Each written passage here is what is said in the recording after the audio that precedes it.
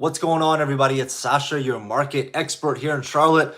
Welcome back to the channel and welcome back for our live Q&A on, well, now is the second Thursday of the month, which I'll explain in a second. And obviously, I'm at home here in my home office, which is something else. I'll go ahead and explain. But honestly, the first Thursday of the month is usually when we do these lives. But for some reason, this month just kind of crept up, and before I knew it, it was Thursday. It was Thursday, the 2nd of February, I believe. And I had so much going on that day, but there was something in the back of my mind like, I need to do something. There's something that I need to do. There's something that I need to do. And I kept thinking about it. Do I need to send an email? Is there somebody I'm supposed to text today? Is there something with a deadline going on today? And I just could not put my finger on it at all, but I knew something was missing. And then the next day on Friday, my wife asked me, hey, what's the date? And I told her, I'm like, hey, February 3rd. And then I was like, I missed the live Q&A on the first Thursday of the month. Hence, that's why I'm here on the second Thursday, because it literally caught up to me out of nowhere. And second reason, you guys see I'm here at the home office, so don't mind if Luna, my dog, starts, jumping on me or something like that. I'm not being mauled. She just wants to go on a walk. But I'm at the home office because my firm has two new office locations. And if I'm being honest with you, I absolutely hate the new offices. I just do. And I do not want to go back in there. So right now, as far as until I can figure out a nice office space where I can go to and things like that, the lives are going to be coming from home, which I guess saves me a little bit of drive time. But again, guys, I appreciate you watching and everything. Hit the subscribe button, hit the like button, leave me a comment. I'm live right now, so leave me a comment. If you happen to watch this when I'm not live, still leave me a comment down below, because all those comments that I get, I answer on these lives. That's how I start everything off. So in regards to that, I'm going to go ahead and start answering some questions from the last live that I did. The people that watched it after the fact it was uploaded left me some good comments, and then I'm going to be looking through some of my other comments here. But you're here live right now, so drop me a question if you have anything in regards to real estate, Charlotte, some of its surrounding suburbs, honestly anything you could potentially think of. I'm here to answer it, and I'll be here as long as you guys need me to be here. The real estate market report is coming out very soon. This is going to be re-uploaded, so the market report's already going to be out. So it's going to be the market report for January of 2023, and we have some very interesting stats. We have some very interesting stats. So I'm going to be very curious to hear your guys' take. I'm very excited to read the comments on that too. Spilt that all over myself, but let's go ahead and get started. So Chad commented on one of my videos. Any benefit to waiting a few more months if you have a good down payment? How much do you think we will see an increase in supply? We're renting in Dilworth, hard to leave this neighborhood, but looking all over closer to Concord, Huntersville, Davidson. Love your channel. Thanks so much. Chad, I appreciate you commenting, my friend. I appreciate you supporting the channel. So really quick, any benefit to waiting a few more months if you have a good down payment? So one of the benefits to kind of waiting is, I'm expecting the inventory to almost double from what it is now coming up in the spring and summertime. So that's what I'm expecting. There is some slight drawbacks to the market report that came out, just now, but I still think that the inventory is going to build. So if you're going to be waiting a few more months, one of the benefits is going to be, I think there's going to be a lot more inventory in the market. The only downside of that, I think more buyers are going to be there as well, but I still think, the inventory is going to outweigh the amount of demand that we have, because interest rates I don't see going much lower. I see them staying in the low sixes and the high fives for people that have really good credit. One of my lenders just got one of my clients, I think it was a 5.875 interest rate, which is really good. And this was about 3 weeks ago. So that's the interest rate that they got, which is really good. In regards to supply, right now we're at 1.5 months of inventory, which is double what we had last year, which number one is amazing news. I think we're going to double that. So by the time, most likely by the time like the beginning of summer comes around, I think we're going to see 3 months of inventory. So just for reference, anything below 3 months of inventory is still considered essentially a seller's market. Between 3 to 5 months, 3 to 6 months, it's considered essentially a neutral market where it's decent for sellers, but it's still really good for buyers. Anything above 6 months of inventory is like a full blown buyer's market, meaning exactly what we had the sellers with from 2020 up until 2022, all the multiple offers, all the craziness happening. That is flipped on its head when we have 6+ months of inventory, and that's when buyers are getting like anything. You got a new repair, hey, the roof needs to be replaced, you're able to negotiate literally like a new roof or something crazy. I'm being honest with you guys, I personally have never seen that. I've never been in that situation since I started real estate just over 5 years ago.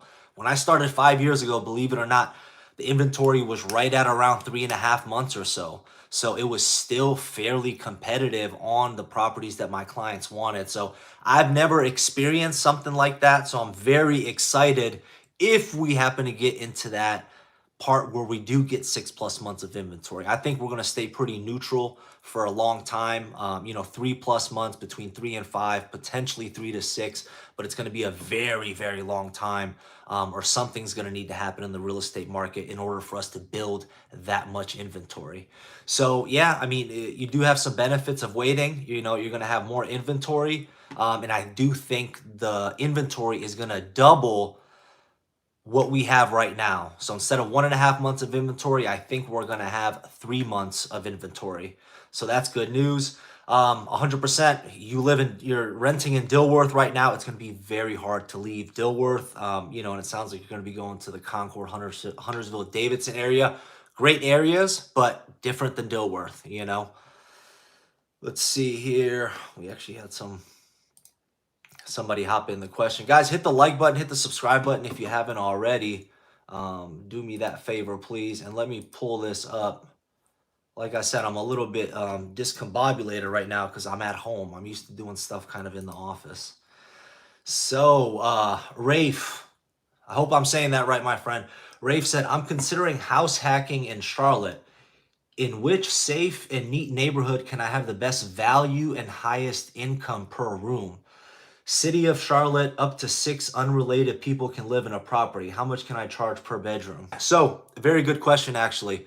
So, honestly, if you're considering house hacking, one place where I'm seeing investors have a good amount of success is near the university area. Why near the university area? Because the college. So you have a lot of college students over in that area, and they're most likely the ones that are open to sharing a single family home and each person renting out a bedroom. So it all depends on where you are. I'll be honest with you, I don't know too much as far as the rental market, as far as the per bedroom and stuff like that. But honestly, you're probably going to be ranging depending on what you get. Does the bedroom have its own full bathroom? Do you have your own, private area? It's going to matter on the house as well. Roughly, I'll probably say between $500 to $800 per bedroom. And that's going to vary on the house itself, if the house is nice, because people will pay a premium to have a nice house, to have a renovated kitchen, renovated bathrooms. Typically if someone's getting the primary bedroom, you're going to be paying more money than just kind of a standard guest bedroom or something like that. But the university area is where I see a lot of investors going that are doing the per room rental.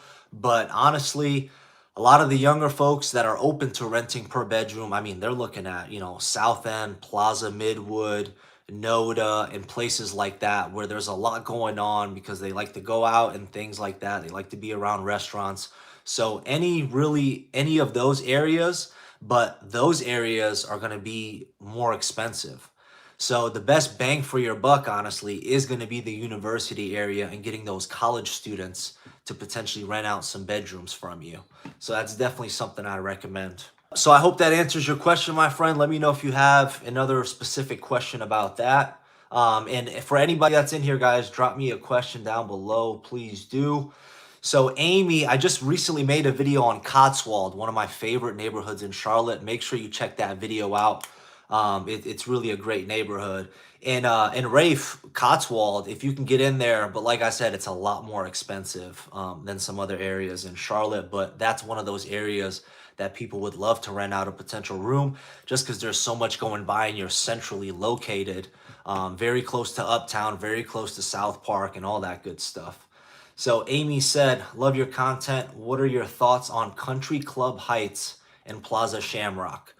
Good question, Amy. I made sure to answer in the comments, but so Country Club Heights and Plaza Shamrock are very close to Plaza Midwood. So I love Country Club Heights. Plaza Shamrock is also really nice. I mean, they're literally like bordering each other. But I personally prefer Country Club Heights. And even if you go over there, some of the houses over there are drooling. I mean, I go over there and some of the houses over there are absolutely astonishing. And it's really cool because you have a mix. You have a lot of the houses built in the 50s, 60s, and 70s that are like 3 bedroom, one full bathroom, 11, 12, 1,300 square feet, usually under 1,500 square feet, 3 bedrooms. So you have a lot of those, but mixed in those, a lot of people are buying those and literally just tearing them down and then building a multi-million dollar home. Country Club Heights, I love. Plaza Shamrock, I like as well. Country Club Heights, slightly more just because you're surrounded by more beautiful homes. Another place to look into is Shannon Park over in that area, which has very reasonably priced homes. And it's one of those neighborhoods where, listen, not everybody, in certain neighborhoods takes care of their houses, but Shannon Park is one of those neighborhoods where you have a couple houses that are kind of beat up, and then you have a couple really nice houses. So it goes nice house, beat up house, nice house, nice house, beat up house, nice house. So it's a complete mixture. But the good news is eventually that whole neighborhood's, I mean, not 100%, but a lot of that neighborhood is getting fixed up. So you can see the trajectory which it's heading at. And if you get in a neighborhood, like Shannon Park now, I mean, there's a very good possibility in the next 3 to 5 years or so that it can turn into something very similar, to Plaza Shamrock. I'm not going to say Country Club Heights because I just don't see somebody building, a potential $1 million home over there. There's some houses over there in Shannon Park that are around 600,000, 700,000, and I think that's kind of where the range will be for new construction. But those areas are awesome. I don't think you can go wrong with any of them. Rafe, would it be complicated to get a permit to expand a 4.2 to 6.2? Is it really necessary to deal with the red tape for an internal update like that? Rafe, honestly, I'm assuming you're trying to, take a 4 bedroom and make it a 6 bedroom. That's potentially what it sounds like. So it depends on who's doing the work. For something like that, which sounds like it's structural work, you're changing the structural integrity of the property, making an addition, you're going to need a general contractor or a builder to do that. And they're normally the ones that pull the permits for you. So you're not going to be doing, the permit pulling. They're the ones that are going to be doing it for you. Unless you do it unpermitted, which honestly I do not recommend. You just don't want that hassle. There's been some nightmare stories where somebody has gotten some work done unpermitted, such as an addition or something like that. If the county happens to find out about that, they can, you could have just built an extra 2 bedrooms on top of your house. The county finds out that it's unpermitted work, and they could say, hey, great, I'm glad you built 2 bedrooms, tear it down. You have to tear it down because it wasn't permitted, and then get a permit to build it back up. So whatever you do, get it permitted, but your general contractor and or builder is going to be the one doing the permits. But anytime you do something like that, it could potentially be a complicated process. V2 plus 4, it seems like they're slowly rebuilding the city by tearing down and rebuilding one house at a time. That's true. That's happening in so many areas. It's one of those. I tell people all the time, if you're somewhere moving from like like an older city or something like that, Charlotte compared to some other cities, I mean, it's so new. You can just tell by our skyline, it's getting completely built up. A lot of the houses are getting a lot of the houses, honestly, I mean, they're tearing them down. There's a house in Myers Park right now. It's a tear down. I think for the lot they want like $700,000. So they're gonna tear that down and build a multi-million-dollar home on it. But it's what's happening a lot. I really like when they completely redo the house. So if it's like an old colonial style house, go in there, get it down to the studs, put in 100, 200, $300,000 and build it to its original glory. Because I like that character. But if you notice some of the houses that they're, rebuilding, even though they're new construction, they have like a French Provençal style or something like that. So they look really good and I like it. But yeah, sometimes I wish people would just kind of, keep the house rebuild or add on top of it. But yeah, it's very interesting. There's so many neighborhoods, and like I mentioned, that comment that Amy put, Country Club Heights is one of those neighborhoods. They all the houses in that area were those 3 bedroom, one full bathroom homes that were small. People bought them, tear them down, build $1 million plus homes there. So it's very interesting. It's very interesting. Guys, hit the like button, hit the subscribe button, leave me down a comment. I appreciate the questions so far. Oh yeah, this is actually a very good question here. So I'm not sure if you guys know this, but I'll read this comment really quick. So AJ, apparently Zillow thinks Charlotte will be the hottest city this year in the real estate market. Will that only be in certain neighborhoods? If so, what neighborhoods are the best bang for your buck?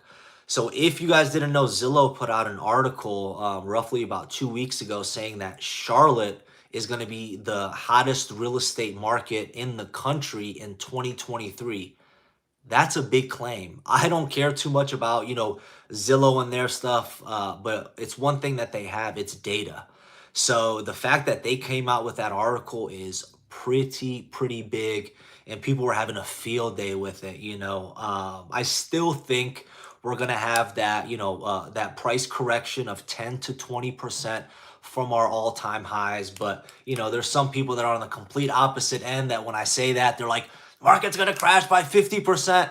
Not a chance, not going to happen. But we will correct to better prices. That will happen. But yeah, the fact that Zillow came out with the article and said Charlotte's going to be the #1 housing market in the US is kind of crazy. So I think, I don't think it's going to change anything. I still think we need to adjust to prices, that are more reasonable, that are more affordable. So we'll see how that goes. As far as neighborhoods being the best bang for your buck, it depends on what you're looking for. I made a video with some very affordable zip codes. 28269 I like, 28214. Indian Trail is a great area to get into, but there's honestly so many areas. It depends what you're looking for. AJ, I need to know a little bit more information. But there's still a decent amount of areas where you can get more house for the money when compared to others and things like that. Oh yeah, this is a this is a little feisty comment from Tracy King. There are still some houses getting over asking price. Nobody is going to give their house away because the market changed. They would just take it off the market. Out of town buyers are still coming. Tracy, you are 100% right. People will not sell their house, for pennies on the dollar or anything like that. But people are having to adjust in order. People are having to adjust to the current market right now. Some people want to sell because it's time. Some people, need to sell and are forced to sell. But we're going to go through a lot of changes. People think that selling right now is essentially a bad thing. If you're going to sell something and buy something, you're getting an even trade-off. If you price your house right, if you price it aggressively, you will get multiple offers, as I've been seeing the last 3 weeks.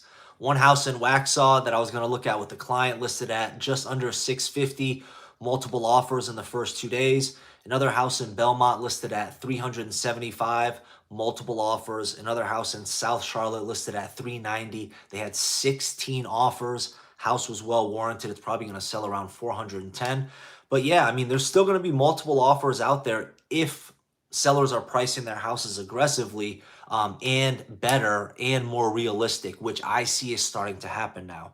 It's almost a 50-50. You know, there's still some people that are way overpricing it, and there's some others that are more smart about it and listening to their agents. And I'm happy to say that some agents are being smarter about it as far as pricing goes too. Some are still delusional on both sides.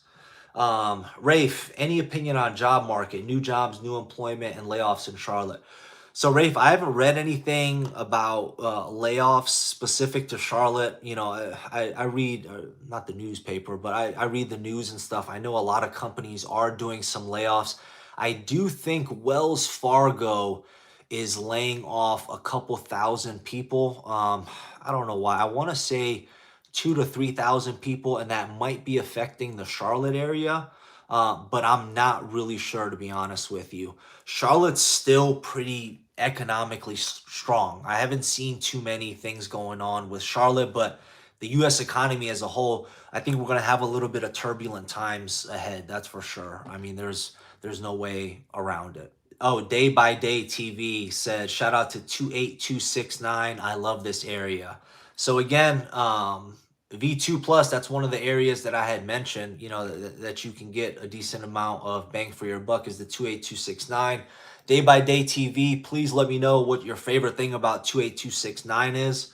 I like I generally like the location just being so close to 485, and I like what they're doing over there. There's a ton of stuff going on, and I still think it's relatively affordable when you compare it to some other areas in the Charlotte area, and as far as kind of what you can get. But guys, there's 7 people in here. I don't see 7 likes. Hopefully, you guys are all subscribed. But make sure to leave me a question right here. Let's see. Dario R. Is North Carolina a small business friendly state? Good question. I'll be honest with you. I wouldn't really know.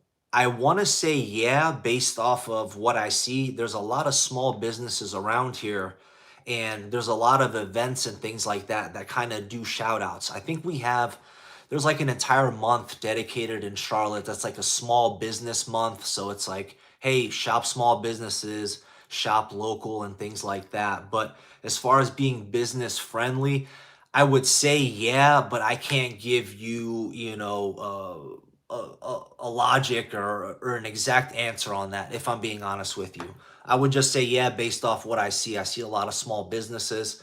My friend, actually from Cleveland, Ohio, has his own clothing company called Privileged Society, and he was just in Charlotte, and he was going to some of the local stores, and he gave out like 2 contracts to sell his clothes in the stores here in Charlotte. So I would say yeah, based off what I see, but to be honest with you, I don't have the data in the back of my head as far as that goes.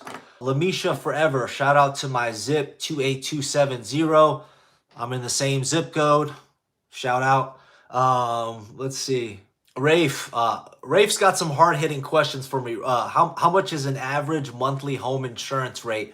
Rafe, honestly, I'm not sure. I can get you connected to an insurance guy. Insurance is not my it's not my field of specialty. I'd say roughly about $100 a month if I was to guesstimate for you. And that's going to depend on the home itself, but I'd probably say $100 a month or so. Dario, I used to live in Cleveland area. I lived in Lake County, Painesville. I know Painesville. I used to play basketball in high school, and we used to go out to Painesville and stuff like that. So I'm familiar with the area, man. As far as comparing, Cleveland, Ohio, or something like that with Charlotte, not comparable. Lamisha, Highland Creek is beautiful.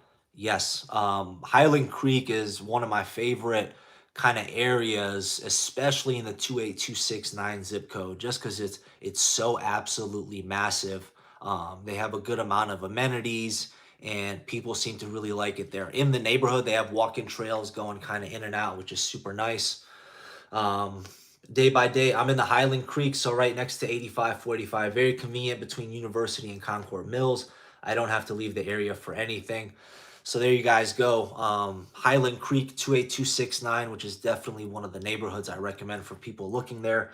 And the houses there very much range. You can get anything from like a 3 bedroom up to a 6 bedroom house. So anywhere from, 15, 1800 square foot house all the way up to roughly around 4,000 square foot house in the Highland Creek area. That's how much range it covers. Dario, I hope to buy a townhome when price is correct some more. Yeah, man. If I live in a townhome, the house I'm in right now is a townhome. I love it. No maintenance. My HOA due to inflation and all this BS has gone up a total of $15. But that's okay because the prior 6 years that I've lived here, they haven't gone up a single dollar. So now due to the inflation, they've gone up a little bit, but that's totally fine. Cornelius or Huntersville area, both nice areas. Both nice areas, that's for sure. Cornelius is probably going to be a little bit more expensive than Huntersville, but I like Cornelius and Huntersville. Both solid areas for sure. East Charlotte, like off Idlewild, is still untouched. I'm surprised. Yeah, the East Charlotte area is kind of like it's kind of like a hit or miss. There's some good prices out there, but some of the neighborhoods, I don't know, they just don't, I don't know. They're just not kind of where they need to be. There's some houses that are kind of renovated over there and things like that. You and I both live in the 28270 zip code, and I love it here. I'll probably, I might even end up buying my home here this year again in the 28270 zip code. I'm essentially a little bit more limited to kind of this area because my wife's job. You know what I mean? My wife works in Monroe. So if we move to 28269 or Huntersville, which is on the north side of Charlotte, my wife would have to drive like an hour a day to work, and that's not going to happen. So I'm probably going to be staying in this southeast side of Charlotte, and I absolutely love it here. 28270 is definitely a zip code I recommend to people, depending on exactly what they're looking for as far as a home goes, as far as potential schools, as far as things to do, restaurants and stuff.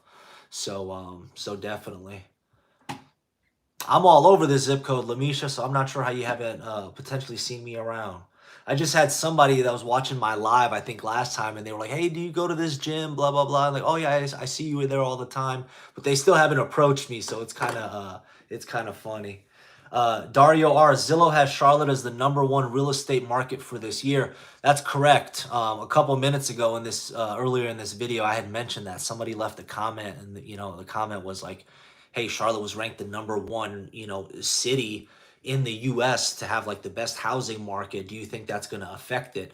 I definitely think it is going to, kind of affect it, but I still think we're going to see that price correction coming down to from the all-time highs of 10 to 20%. We've already dropped roughly 6% from our all-time highs, so we still got a little bit more to go. But yeah, it's pretty cool that Zillow has all the info. Zillow has all the info. That's what they are. They're data. They're a data site. So for them to say that it's pretty amazing. Lamisha, congrats. I wish you would have called me, but I mean, I'm hoping you got a new construction or something and worked directly with the rep because you should have called me. I'm just joking with you. Yeah, Cleveland #2 on the list and Pittsburgh which I'm so surprised by. I'm so surprised by. Dario, Zillow owned some properties too, didn't they? LOL. Zillow owned a lot in Charlotte. Charlotte was one of the markets that Zillow was buying a lot of homes in because they, just like the rankings, they think that Charlotte's a very good housing market. So obviously they invested here. A lot of their homes sucked, just like Open Door, OfferPad, all their houses. They didn't buy the best homes. When they did, they half-ass fixed it. It's just rough. So they did buy homes in Charlotte. I don't think they did good. I know Zillow lost like $300 million last year on this home flipping model. One thing that I don't think data or something like that, it's tough, man. When you're pricing houses and stuff like that, it's hard for a computer to do it. You really physically need to be at the property in order to kind of gauge price. And they had their systems and computers writing offers, but you can't. You can have two houses side by side. One could sell for 500, the other one can sell for 400 because, well, the other one's a lot more upgraded and backyard space. There's so many different variables. That's why I don't think the computers can quite get it yet. You know what I mean? Uh, Sounds like T is focused. How are the tech jobs in Charlotte? I know there's a lot of banking. So there's a good amount of tech jobs, honestly. I'm not in that space. Obviously, we're known for banking. We're known for like the healthcare system and stuff like that. But there's a good amount of tech jobs in the Charlotte area as well. Some of my past clients that I've worked with, are in tech. I've spoken with a couple people in the last couple of years, from like the major tech towns like San Francisco, like the Bay Area that are in tech that have relocated to Charlotte, and their potential businesses have a small hub kind of in the Charlotte area. All this growth that Charlotte's experiencing, we're getting kind of a little bit of everything, but it's definitely gauged more towards young professionals. You know what I mean? So you got your finance people, you got your people in the healthcare industry, automotive industry, and things like that. So a lot of it's gauged towards these young professionals, and young professionals, a lot of them, want to be in tech. They see that's where a good amount of money is. So Charlotte's kind of catering to that, which is awesome. But honestly, ZipRecruiter, go on one of these websites, type in tech jobs in Charlotte. That's going to give you the best idea. Take a look at the salaries and stuff. I don't know kind of too much. Rafe, do you observe big investor fire sales? Rafe, yes. I'm not going to say fire sales. I don't think anything's going to be urgent, but we have a good amount of communities where a lot of these big investors, venture capitalist companies bought, and now they're in some cases being forced to sell they're being forced to sell because the HOA is saying, hey, we don't want investors in our HOA anymore. So they're kind of like forcing investors to sell some of their properties. And believe it or not, depending on the area you are in, an HOA can foreclose on a home. So if somebody doesn't pay their HOA dues in like 2 years or something like that, some HOAs, not all, some have the availability to foreclose on your house even though you paid your mortgage because you didn't pay your HOAs. So some of these communities that investors, institutional investors, these big corporations, not mom and pop people that own, one, two, three, four, five properties, companies that own hundreds of properties, if not thousands in the Charlotte area that bought in these areas. Some of them are being forced to sell by the HOA. So you're seeing that too. I see it because I know who lists it. I know a lot of those companies. And sometimes when I'm looking through an area, I just look at who the listing agent is. And if I see a listing agent and then I see him on another listing, boom, boom, boom, then I check the tax record, see who owns it, see if it's in a trust, kind of see what's going on. But you can, if you're curious what investor, what venture capitalist company owns the property, just look up the tax records and it'll tell you who the owner on record is. Todd, wasn't 1 out of 3 homes sold over the last year to investors? Yes, that is correct. 1 out of 3 homes. I can't remember if that was the last like 2 years from 2020 to 22, or if that was just 22. But yeah, 1 in 3 were sold to investors, which is crazy. If you saw my market reports during the madness, I was literally losing it. I was so annoyed because I was trying to help people, whether it's a first time home buyer, whether, usually it's the first time home buyers because the investors go for a standard 3 bedroom, 2 bath. That's what usually they go for. Yes, they'll go up to 4 bedrooms, but it needs to fit within the certain criteria they have. But I was getting so annoyed. We were submitting some great offers for my first time home buyers. And it's very discouraging because an investor comes in, oh, hey, cool, no cash, cash offer will close in 2 weeks, blah, blah, blah, So yeah, 1 in 3 were sold. That's why I think we're going to see, some more houses being sold off by investors. That's for sure. You guys are having some great questions so far. Make sure to hit the like button and hit the subscribe button. As always, guys, call, text, email me if there's anything you ever need. All my contact information is down below. And keep the questions coming. I'll be here for as long as you need me. Well, actually, I'll be here up until 7 o'clock, so roughly about another 35 minutes or so. Rafe, is ADU allowed in Charlotte? So for those of you that don't know, ADU is additional dwelling unit. Sometimes they call it a DADU, detached additional dwelling unit. From what I understand, yes, but it's going to have to depend. The county will have to approve it. And this is something that is going to be something very, very popular in the coming years, because as Charlotte gets more condensed, as we still have a lot more people moving to the area, we're still going to see, I don't think we'll ever really meet the demand of all the people that want to buy for them to get houses.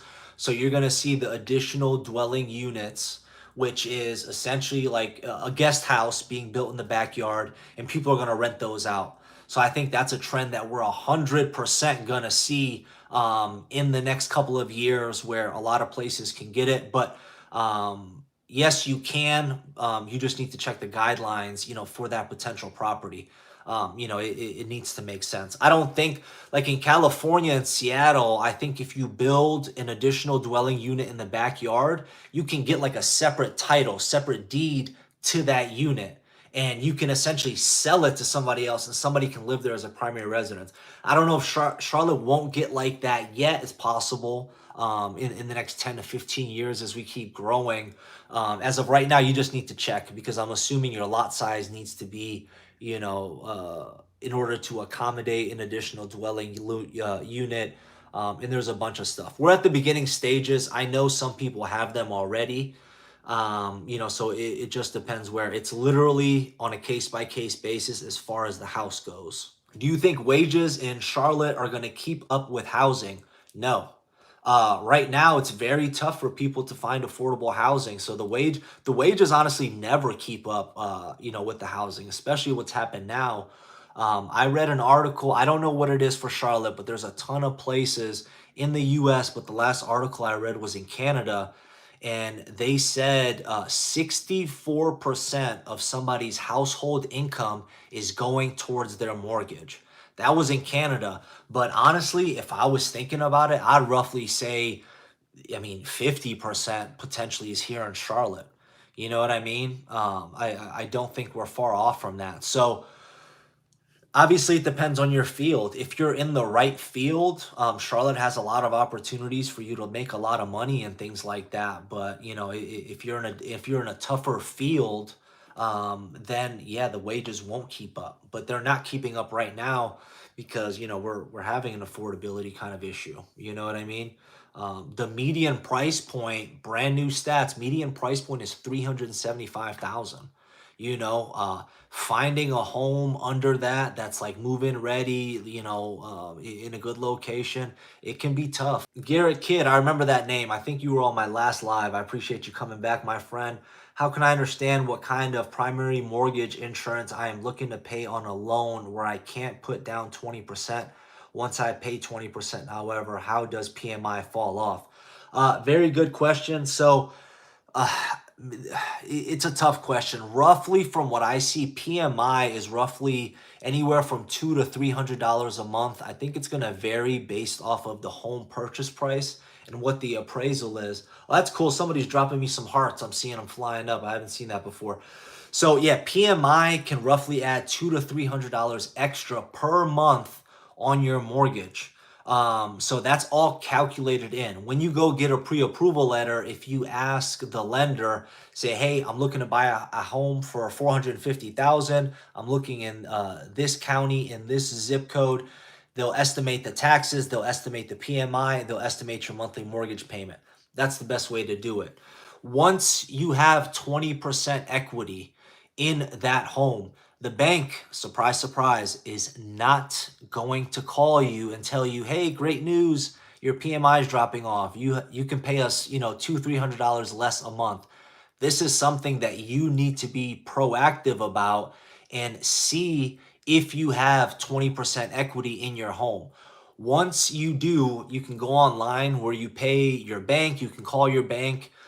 For example, let's say Movement Mortgage owns it, or Bank of America owns your loan.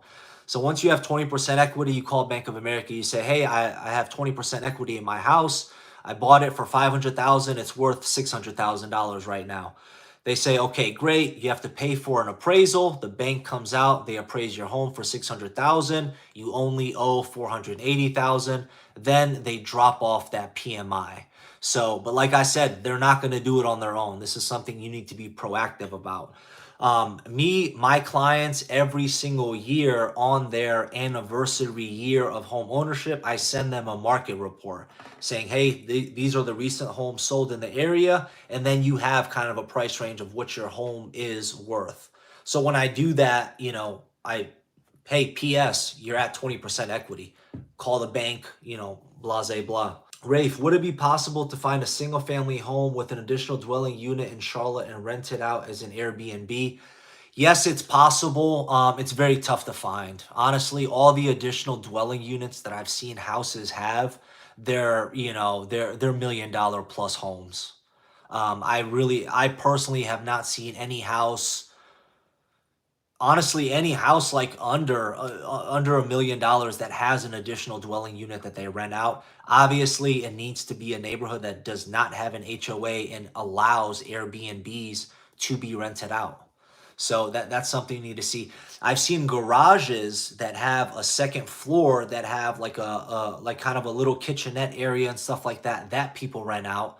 I've seen that, but I've not seen like a full-blown additional dwelling unit, full bathroom, living room, bedroom that they rent out. I've seen it in, $1 million plus homes. I've seen it, and those ones are gorgeous. They're essentially like a tiny house, like modern, beautiful.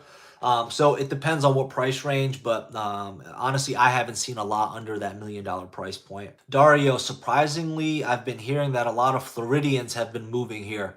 100%. I just got off the phone with Chris. What's up, Chris? He's from Melbourne, Florida. He's planning on coming up here to Charlotte. I have another client that they're from Tampa. I want to say Tampa. They're coming to Charlotte. They relocated due to jobs, but it's always interesting. I've worked from people from like, Tampa, Fort Lauderdale, even Miami, and they call me and I'm like, man, you live in Miami and you want to come to Charlotte? I want to go to Miami. Just because it's one of those places that you go vacation and things like that. But yeah, it's interesting when I see people moving from nice places. I had somebody, believe it or not, move here from Hawaii, and I was like, dude, you're crazy. Just stay in Hawaii. And he was in the tech space, and he's like, man, Hawaii is horrible when it comes to tech. He's like, they're literally like 10 years behind everybody else.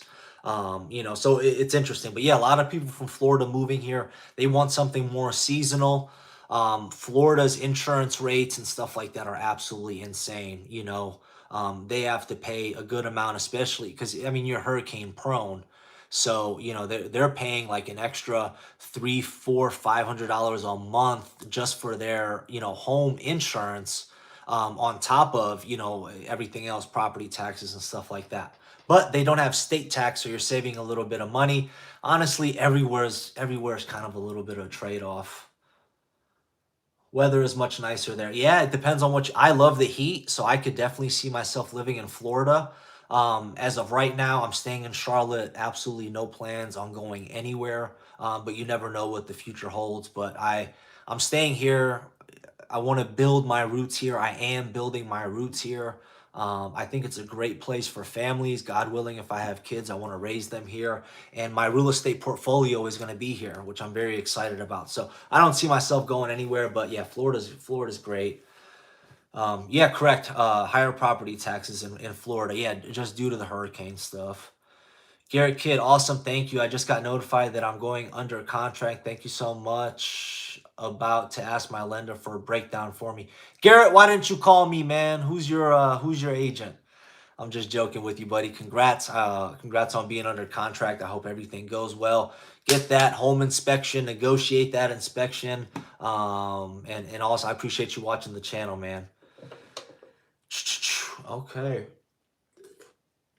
Axel Roulette. Me and my girlfriend were under contract pending offer and the deal fell through. Now we are waiting for spring to see if any other deals, but we're probably going back to renting for another year.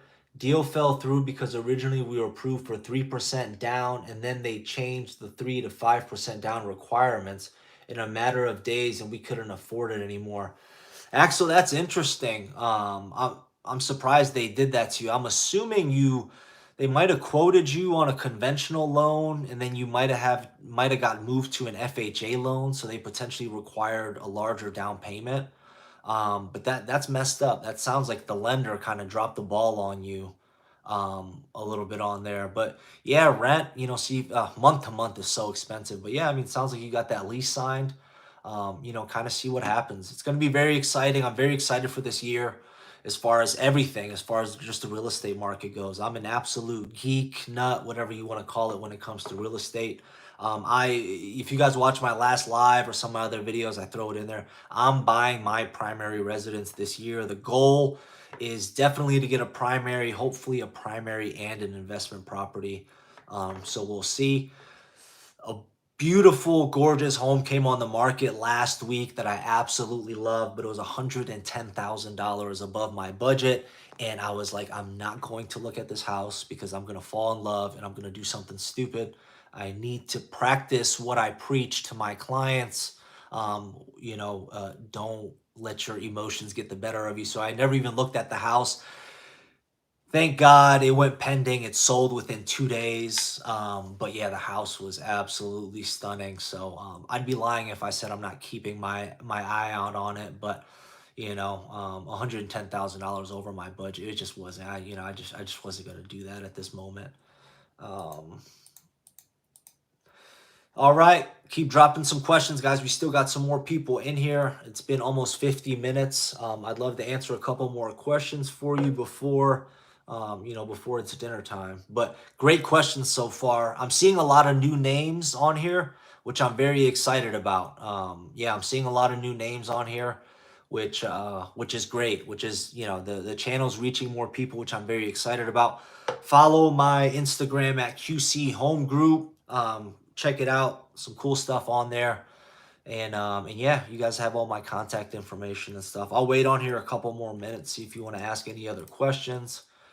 I'm waiting on a contract to get signed right now, putting in one of my clients from Utah under contract. So that's pretty cool. I'm excited. I'm excited about that one. Tomorrow, I have a structural engineer coming out to a house. Um, Honestly, it's a waste of money because everything that's happening is typical. So we'll see. Axel, exactly. We were approved for 3% conventional, then they moved us to FHA. DR Horton Lending Department really did us dirty, but now we feel relieved. I feel spring or next year could be better. Axel, can we just say, I know what I'm talking about? That's, yeah. Anytime something like that happens and I can kind of guesstimate what happened, it's pretty cool. I'm damn good at this. This is what happens when your passion is your work, when your passion is your career. That sucks, but listen, we almost lost due diligence money I'm assuming they gave you back the due diligence because you guys didn't get, approved for the loan and they changed some stuff up on you. But yeah, I mean, I think as far as new construction goes, a lot of it's been holding pretty steady as far as pricing. Some of it's been coming down some. So yeah, I mean, you might get lucky. Honestly, you could potentially buy in that same community, or if somebody, bought a house 1 to 2 years ago, they might sell it in the same community. You might get a better price for it. And I mean, it's going to give you another year to save up a little bit more money for a down payment. And you kind of get to play out to kind of see where the market's going to be heading, where the interest rates are going to be heading, and things like that. So, honestly, everything happens for a reason. When it's your time, the right one always comes up. The right one always comes up. It's amazing to me how many times I've seen it where, somebody falls in love with a home, it gets pending, it gets, back on market for whatever, we end up snagging it up. Somebody loses out on one home potentially due to like multiple offers. Literally a week later, 2 weeks later, the perfect home pops up and we're able to jump on it. This stuff is just, it's beautiful. I love it. I love it. All right, guys. Any other questions? I see we got 12 people on here. Make sure you guys are subscribed to the channel. I'm still here for a couple more questions. Luna is right here laying next to me and she's Probably gonna have to feed her dinner soon. And that is the wife coming home. So she hates when I'm on my phone. Working. We're supposed to be spending quality time together. Thank you so much for watching the channel, guys. I really appreciate it. Thank you for these amazing questions. Every first Thursday of the month, we're doing a live Q&A at 6 p.m. Eastern. I appreciate you. Day by Day TV. What's your Instagram name again? QC Home Group. Follow me on there, and then you can follow my personal one. QC Home Group is real estate. My personal one you'll find on there as well. But follow me on there, guys. Hit the subscribe button, hit the like button. If you ever need anything, call, text, or email me anytime. All my contact information is right here and linked down below. I appreciate you watching, and we'll talk again soon. I look forward to it. Take care. Bye.